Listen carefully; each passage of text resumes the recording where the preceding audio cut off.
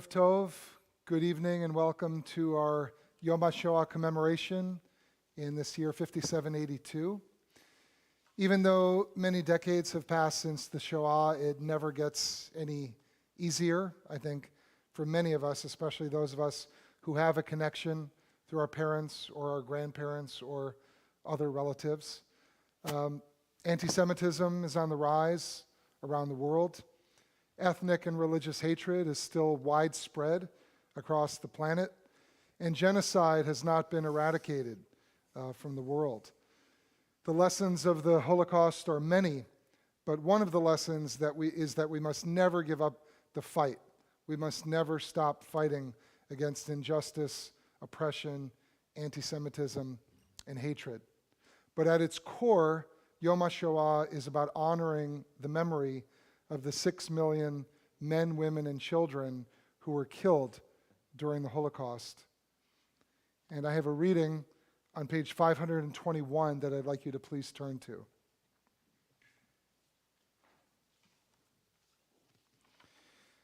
We begin with silence.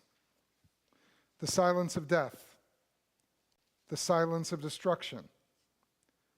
There are times when songs falter, when darkness fills life, when martyrdom becomes a constellation of faith against the unrelieved black of space about us. There are no words to reach beyond the edge of night, no messenger to tell the full tale. There is only silence. The silence of Job, the silence of the 6 million, the silence of memory. Let us remember them as we link our silences.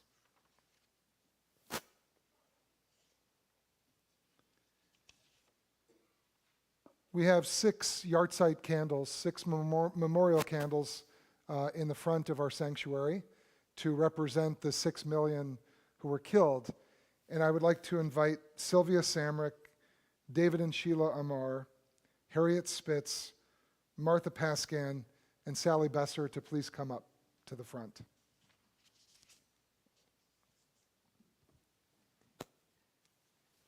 You can stand behind the table.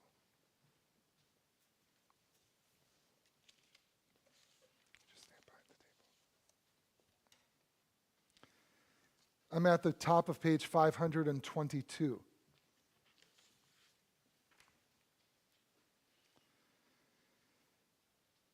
Before each of them lights one of the candles, we kindle these lights in memory of the 6 million Jews murdered by the Nazis and their collaborators.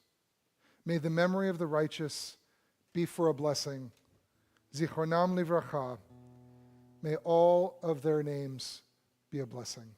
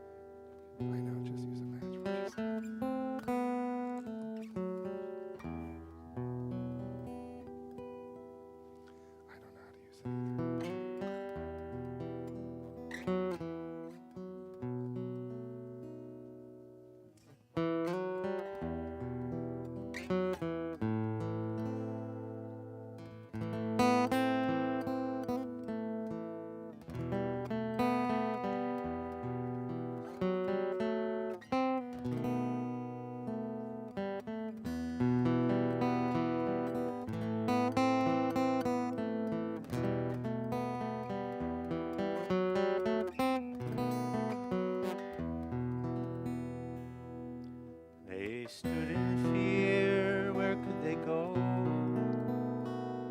They stood so brave, what did they know?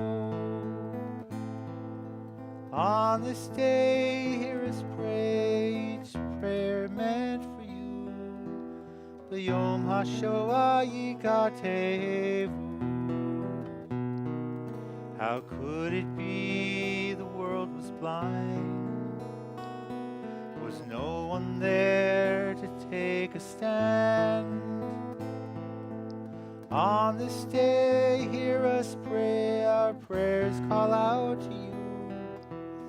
Yom HaShoah Yikatevu. On this day, hear us pray, our prayers call out to you. Yom HaShoah Yikatevu.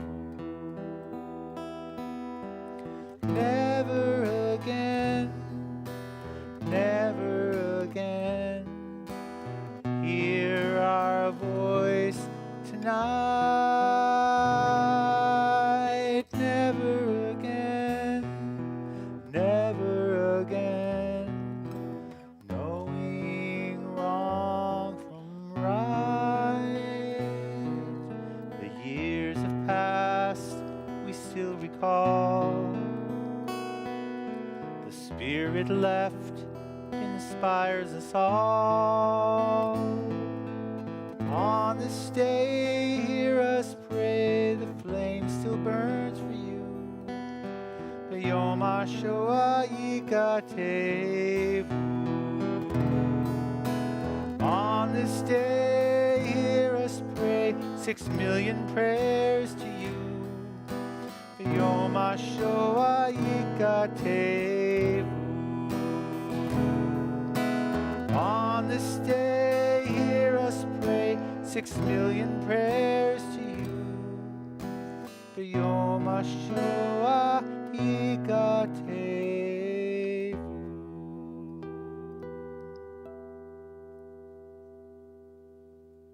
Please rise.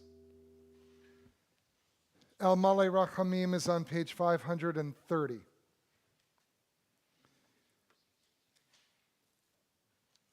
El Malei Rachamim, Shochen Bamromim, Hamtzei Menucha Nechona Tachat Kanfei Shechina, B'ma'alot Kedoshim L'Toharim, Kezohar Harakia Masirim, Et Nishmot 6 million, Acharenu V'Achotenu, Shenehargu Al Kiddush Hashem, Ba'al Harachamim Yastirem, B'Seter Kanafav L'Olamim, V'yitzror b'tzror l'chaim et nishmatam, Adonai hu nachalatam, v'yanuchu b'shalom al mishkavam, v'nomar amen.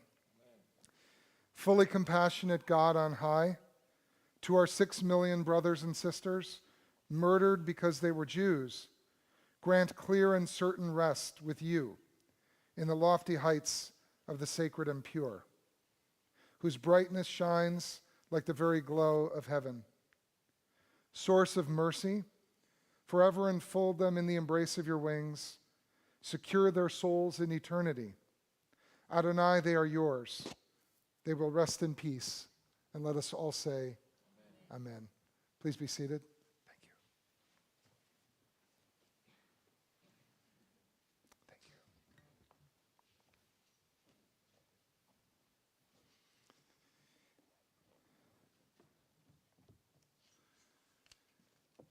We have a special presentation tonight, as I think many of you know. One of our students, one of our madrichim, one of our very active and treasured members of this community, Sarah Amar, interviewed her Zeta, Benjamin Wolstein, about his fascinating and difficult journey as a survivor of the Shoah. And we're going to show that interview in a moment, but rather than me introducing Dr. Wolstein and explaining who he is, I'm going to ask Sarah just to take a second, and we'll give you the mic, to say whatever you'd like about your Zeta. And then we're going to show the movie, or the interview, I should say. Okay, well, good evening, everyone. My name is Sarah Marr. I'm a Madraha at the Sunday school. This is my Zeta, Benjamin Wolstein, and he's my grandpa. He means a lot to me, and this is his story of how he survived the Holocaust and a little bit of what comes after. So, yeah. Thank you. And Benjamin is here with us, and with his wife, and girlfriend, sorry. Okay, girlfriend. Thank you for correcting me. And your name is? Gail, with Gail. And we are going to have some time for some questions after the interview. So as you watch the interview now that Sarah conducted, give some thought to some questions you might want to ask of Benjamin, Dr. Wolstein, after this is over. So Jeremy, I think we're ready for the movie. Keep saying movie, interview. Hello, my name is Sarah Marr, and this is my Zeta, Dr. Benjamin Wolstein. As well as being my Zeta, he is also a survivor of the Holocaust, so we have a list of questions for him today to share his experience with us.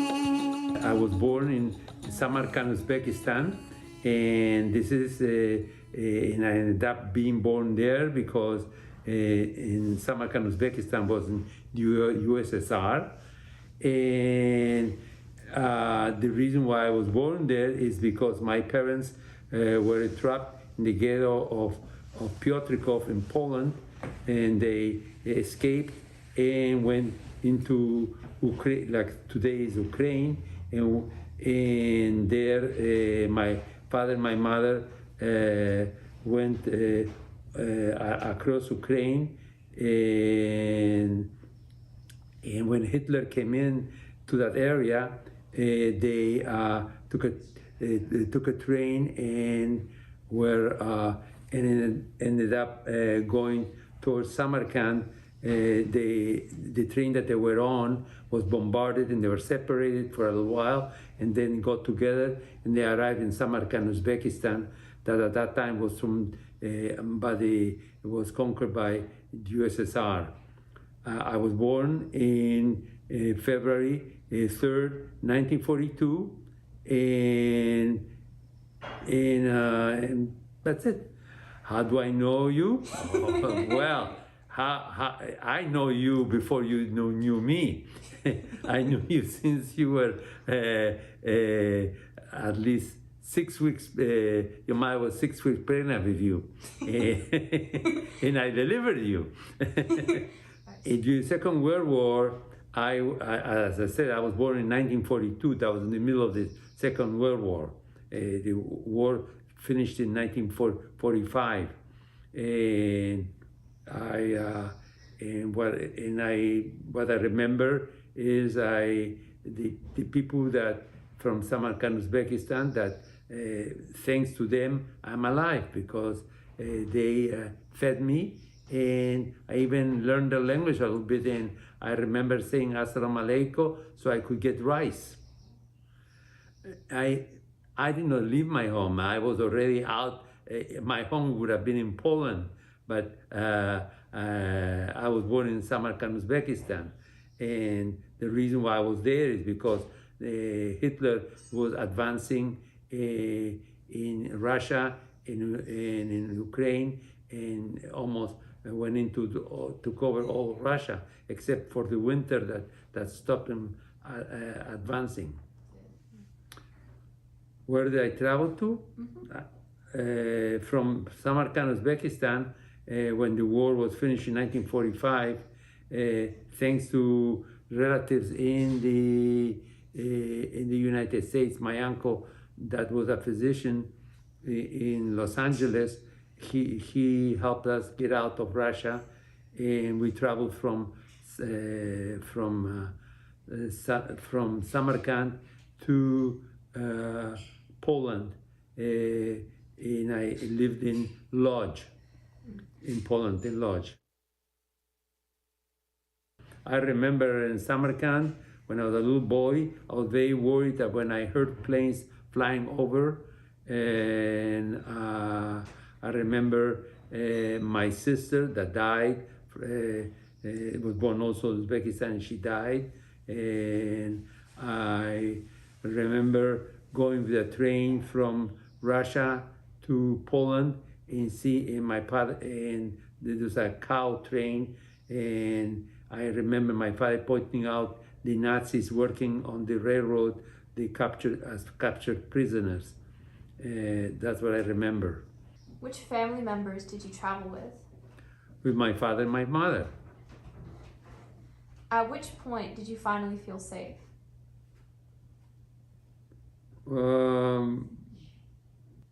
Well, I was safe with my parents. I did not, at that time, I did not have the understanding of being safe.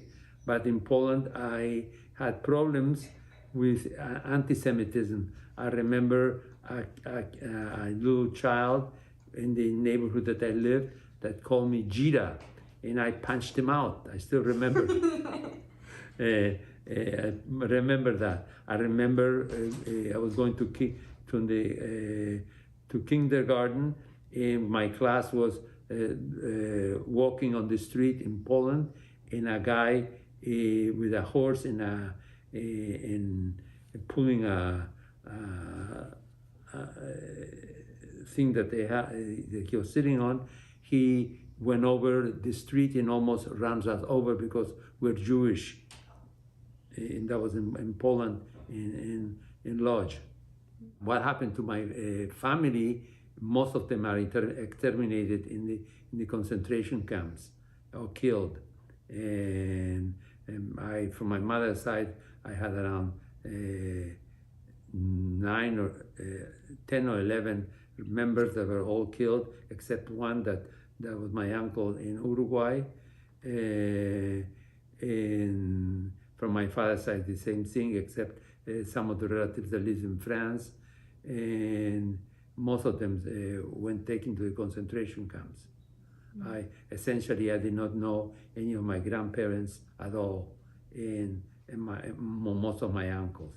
The only uncle I knew was the one from the United States I met later on, and he was the one that really helped us very much.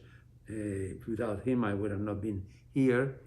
And another uncle is from Uruguay, who he gave us a room to live in Montevideo when we arrived from Poland. How did I reach the United States?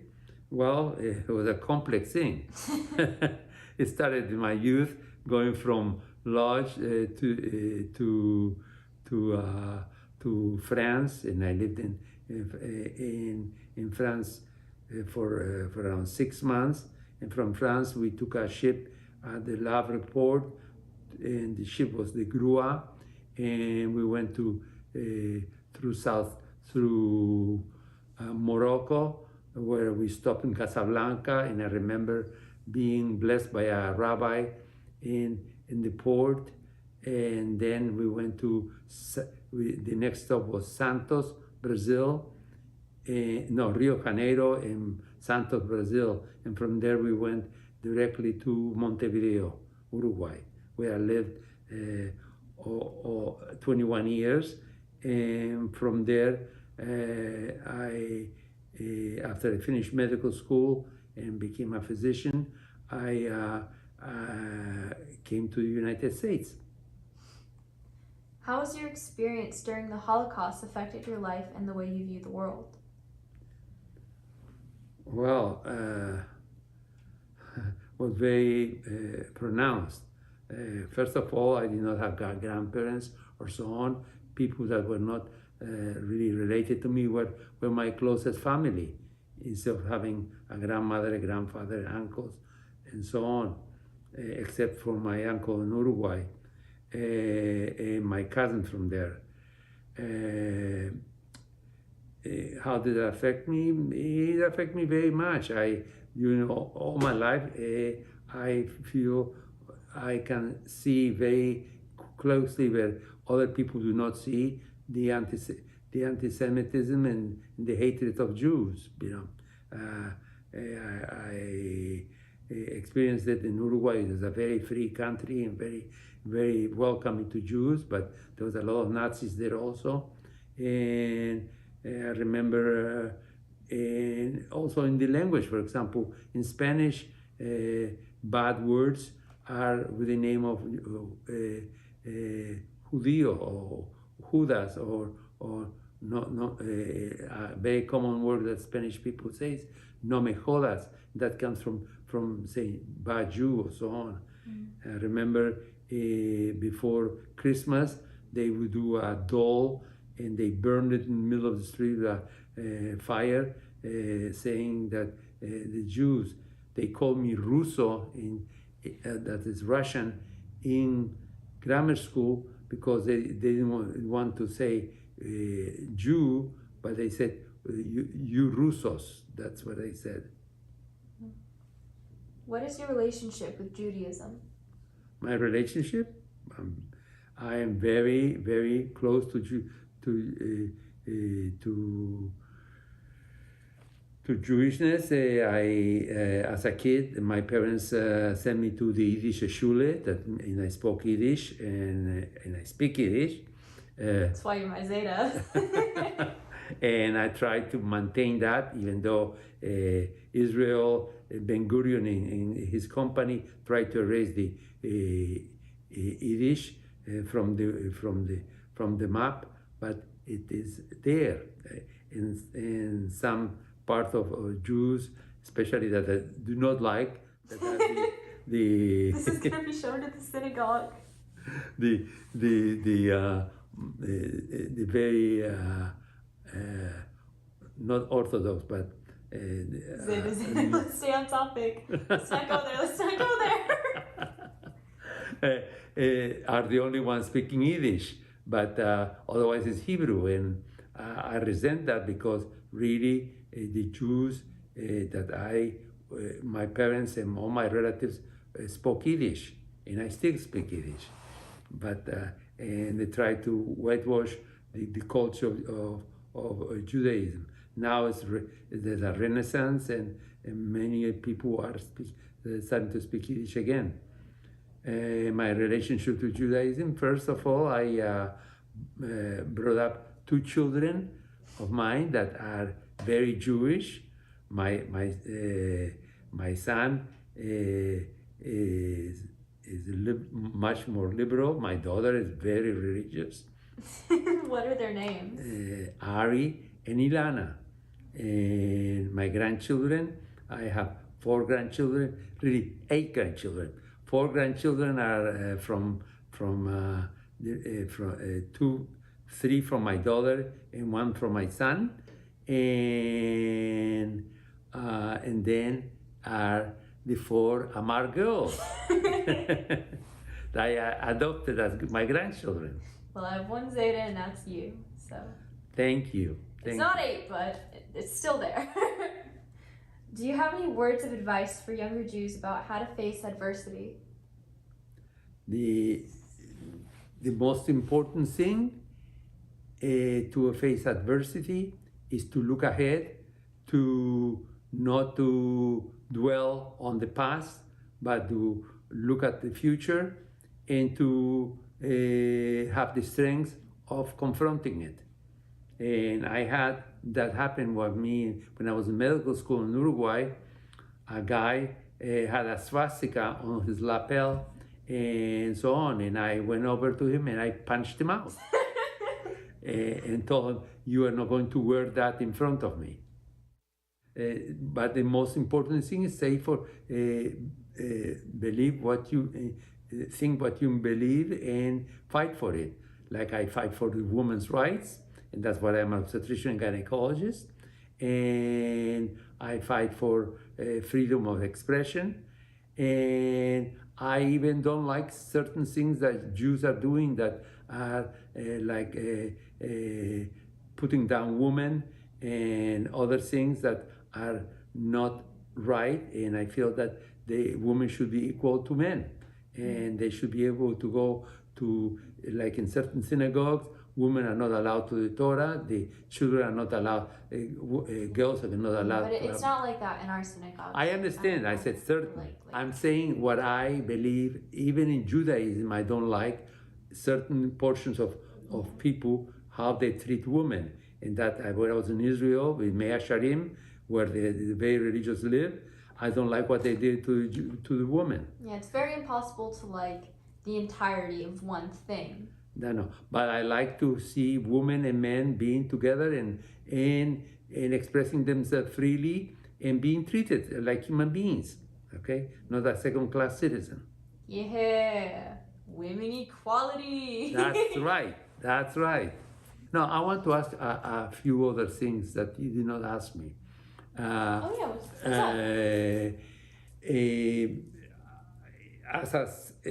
I have to be very thankful to the Uzbekis that left that they helped me be alive because they fed me, and I would like to say that we have learned the lessons from the Holocaust because what's happening right now, and and and things are going to be repeating themselves.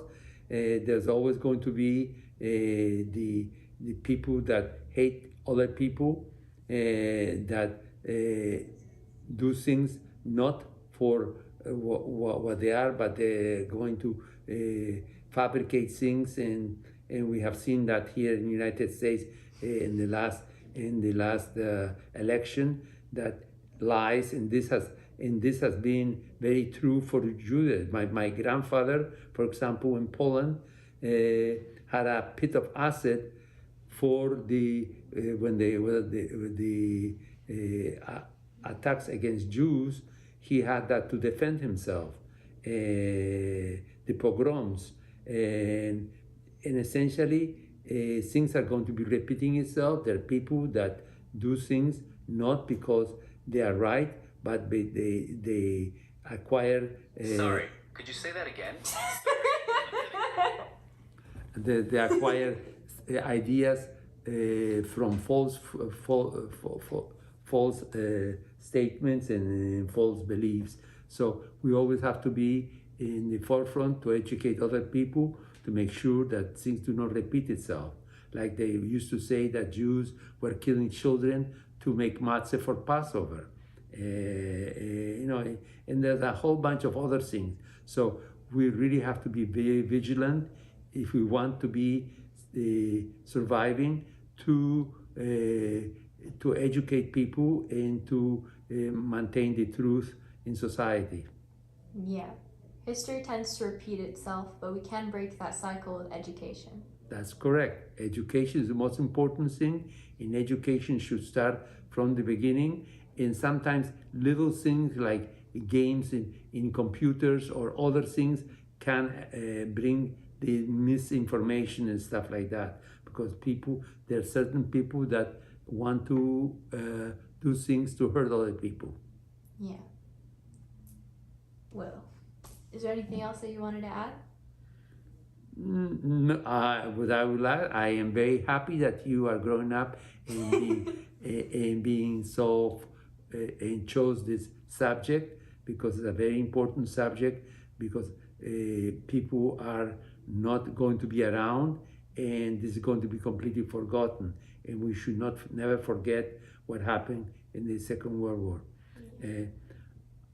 One other thing, I had an aunt, and that I would like to give her respects, that during in Piotrkov, she was working in the municipality, and she destroyed all the records of the Jews that are living in Piotrkov, and she was captured by the Nazis and tortured and killed in Auschwitz.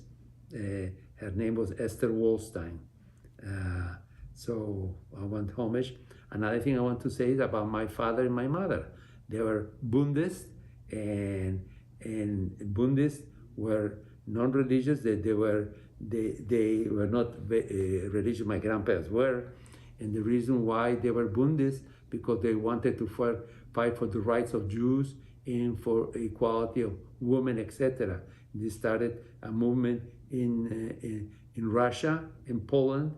Russia, there was when the revolution happened, and the socialists were the one that threw out the Tsar.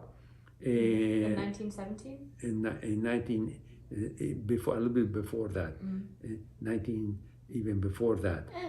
It's kind of there. Yeah, and my father was in France, and he helped organize the people, and then he came back to pick up my mother in Piotrkov, in Poland, to make sure, and they had the smarts not to stay there, and to escape to Russia, to Ukraine, better say, and that's the reason why I'm around here. So I want to say that we have many part of Jewish society that we need to respect, and not anyone is representing the Jews. Jews are multiple colors and multiple ideas, and we all have to learn to live together as we want to, all the rest of the world to live together. Yeah.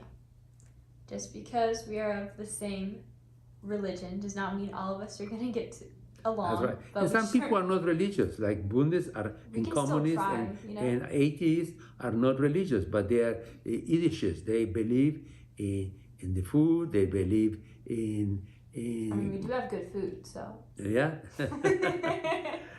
in food and in Jewish theater, in songs and so on.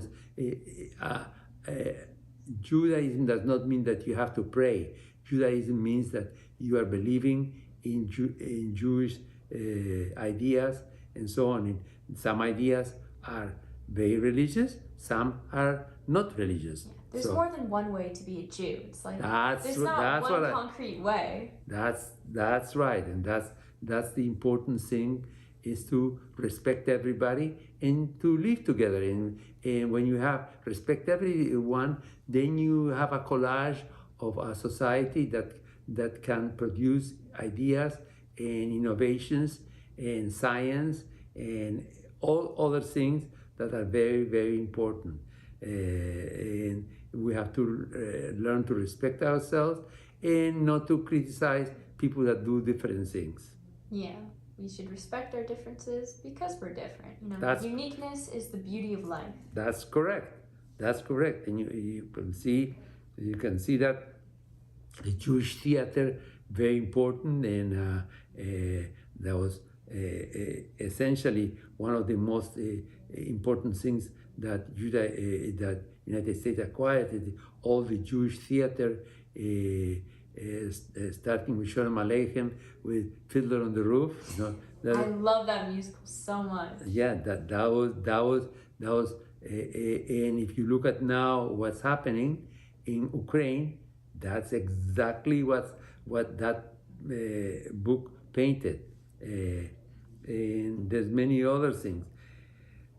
So essentially, in the modern worker circle, workman circle.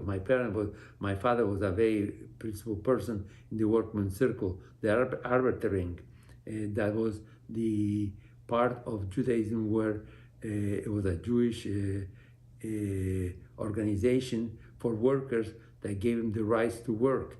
In the United States, that was a very, very important one that we should remember, is that many of the women that were tailors died in a fire in New York because there was no regulations of escape doors, etc., etc. The Brown Building, right? The Brown Building, yep.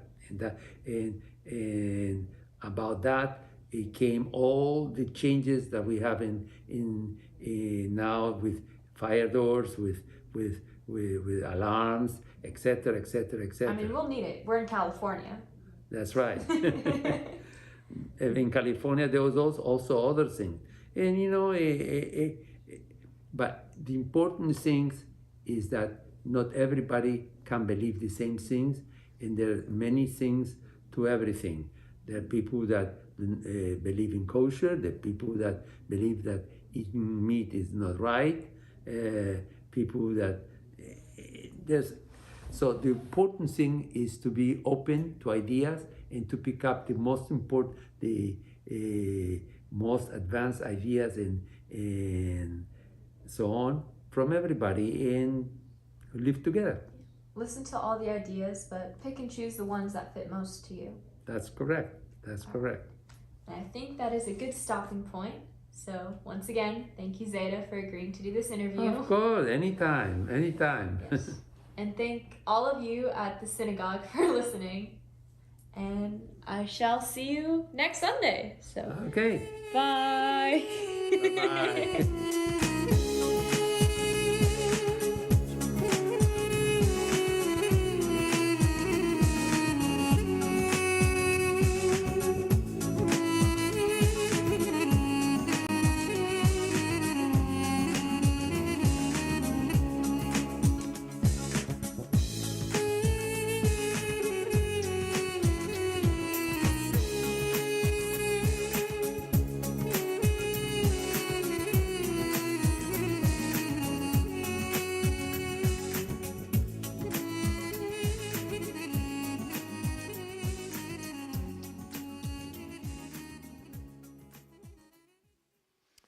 Thank you so much, Dr. Wolstein, Benjamin, for your words of wisdom, your insights, showing us how perseverance, how determination, how courage, and how an open mind and an open heart can help people survive even the darkest of moments. And also for showing us how profound your understanding is of the many ways of being Jewish.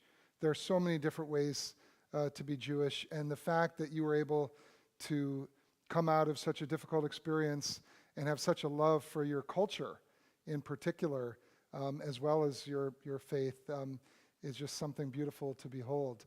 I want to also thank Sarah. I know how important your relationship is with your Zeta, along with the rest of your family, and it was so special for you to do this interview.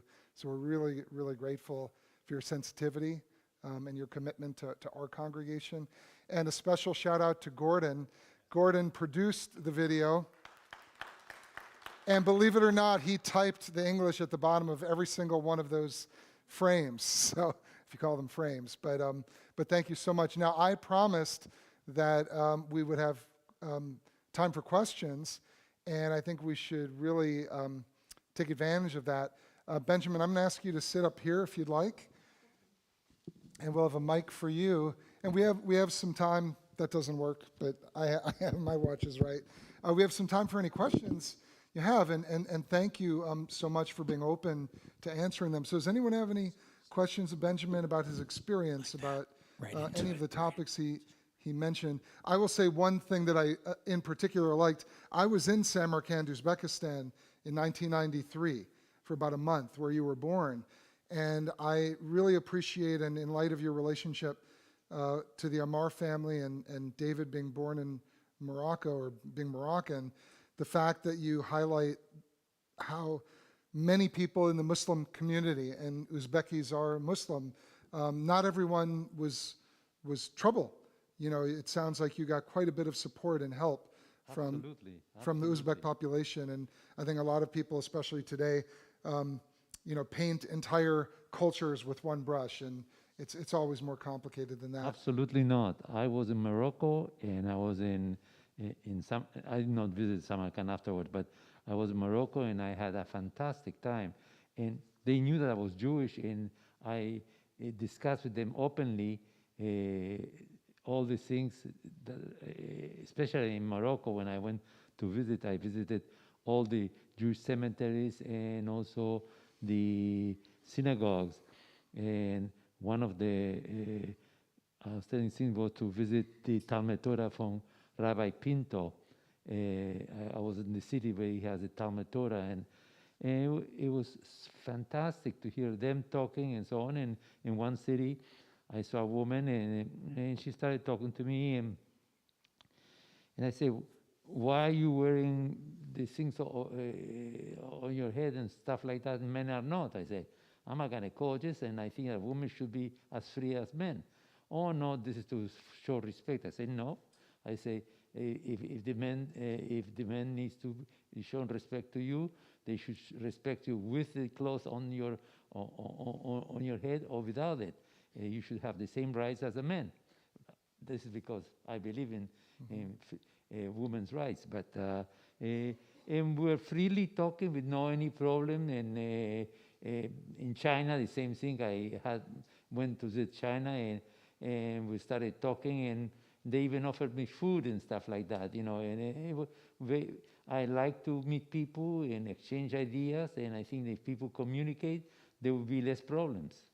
I have to tell you, clearly, in addition to all of your other attributes, you're a fighter. You mentioned at least 2 or 3 times punching out people in Uruguay, and I appreciated the fact that you stood up for yourself and for your rights. And I guess someone who comes from a family of Bundists, you have a lot of chutzpah, and you're not afraid to call truth to power. So I respect that very much. Okay, questions, comments? Anyone have anything they'd like to ask of Benjamin? Anything at all? Yeah, Martha.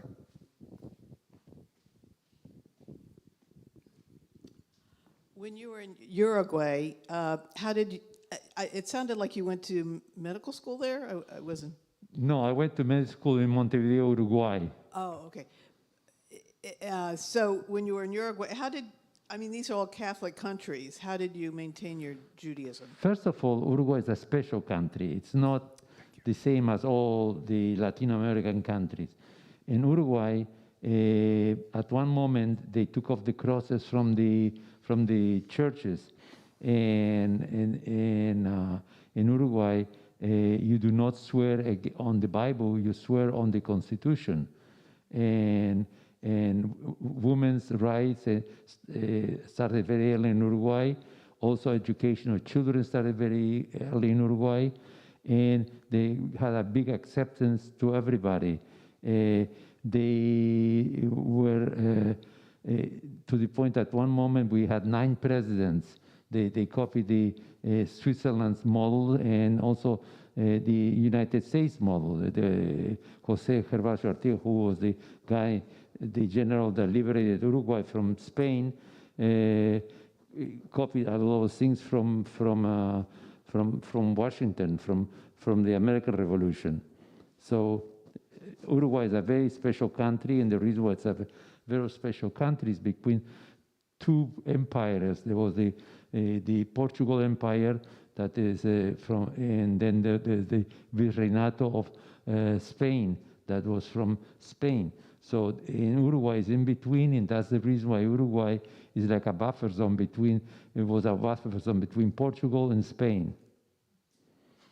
Benjamin, do you think your experiences during the war had anything to do with you deciding to become a physician? I decided to become a physician very early in age. At 2nd grade, I was already thinking about. My teacher told me, "You're going to be a physician," because my handwriting was terrible. And when I decided to become a gynecologist, was when I went to an autopsy of a woman of 15 years of age that an abortionist killed, injecting an acid as anesthetic instead of anesthetic. And I said, I'm going to be here to protect women. And that's why I became a gynecologist. Wow, thank you. Harriet? Why did you leave Uruguay? Uruguay? My uncle that said that he was a physician from the war, and without him I would have not been alive. He subsidized us and etc. And to come into United States, we would need to be in Europe for 2 or 3 years in Sweden. My father did not like the idea of what was going on and said another war is coming on, and we want to get out of Europe, and that's why we chose to go to Uruguay. Other questions, comments, thoughts? I want to say 2 things I did not say too much. In France, I had my father. Half of my family was in France.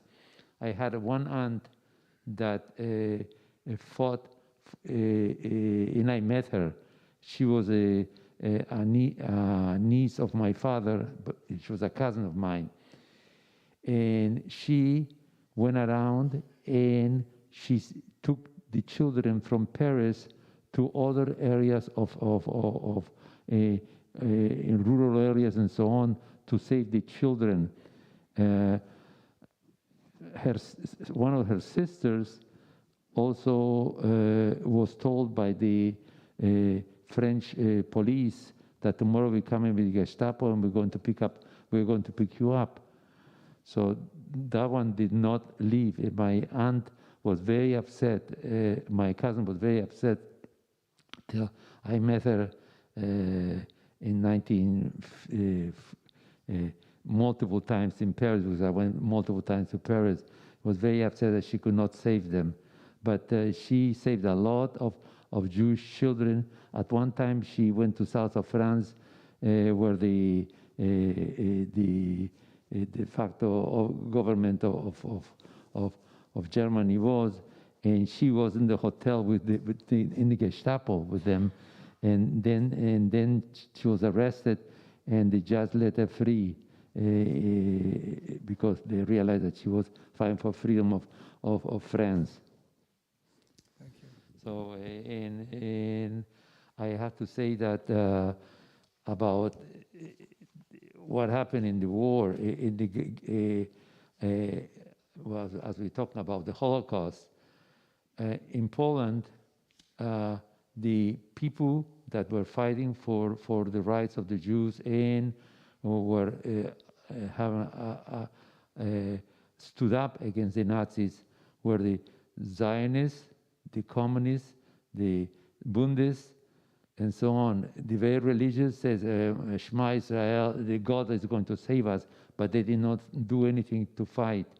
And some of those became partisaner, and I don't know if you know the song of the partisaner, that is, Zos mich keimolas, du gehst dem letzten Weg, vehime bloye nefashtein bloye tek. I remember, but that they went out and they fought and they did a lot of things. And this is the same thing that what happened with Spain with the Inquisition, with the Jews when they became pirates and fought against the Spaniards. And it's repeating in history so many times. And we now with Ukraine, you know, the same thing that's happening in Ukraine, you know. In Ukraine, that's what Russia is doing in Ukraine. That's what Hitler did with the Jews and with non-Jews and homosexuals and whatever. Thank you so much, Dr. Wolstein. Benjamin, you are always welcome here. And again, we so appreciate your wisdom and your time. Thank you. And I think you're a member of our congregation now, right? You joined a few months ago. So of course you're welcome all the time because you belong here. So thank you. Go ahead and grab a seat. And while Benjamin's grabbing a seat, let me also just give a little, thank you. Let me also just give is that the Song of the Partisans? A little shout out to Sally Besser. We have an exhibit related to Yom HaShoah out in the hall. So when you're done tonight, take a look at it. Or when you come on Friday for services, check it out. We appreciate your time and talent. And we always have interesting and new exhibits in the hall. We're going to conclude with a final song, and then we're going to all rise for the Mourner's Kaddish.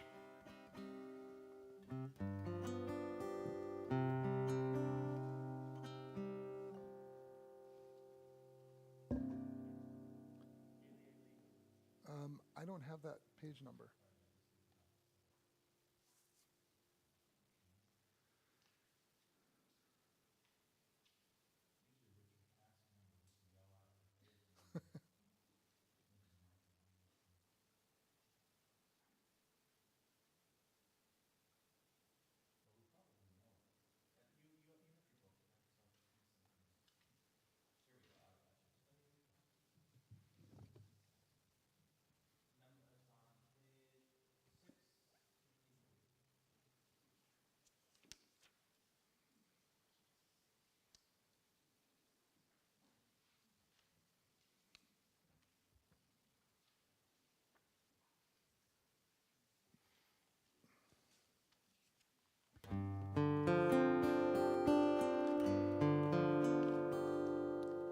Eli, Eli, shelo yigamer leolam, achol v'hayam, rish shel hamayim, bara hashamayim tfilat ha'adam hachol ve'hayam rish shel hamayim Barak hashamayim tfilat ha'adam. O God, my God, I pray that these things never end. The sand and the sea, the rush of the waters, the crash of the heavens, the prayer of the heart, the sand and the sea, the rush of the waters, the crash of the heavens, the prayer of the heart.